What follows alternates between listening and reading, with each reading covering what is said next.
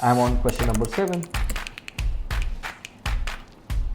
Yes, again we are going to deal with final accounts, but this time final accounts of a partnership firm.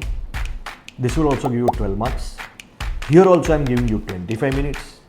So if you sit and calculate, we are actually consuming for all the 7 questions only 155 minutes. 155 minutes. 3 hours means, according to me, 180 minutes, right?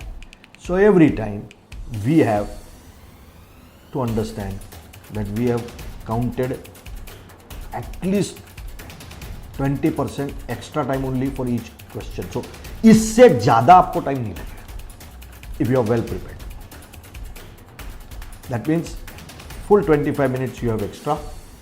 Worst scenario में, if one question also goes wrong, you can still resolve it and complete it. Nobody should ever say that I could not complete my accounts paper.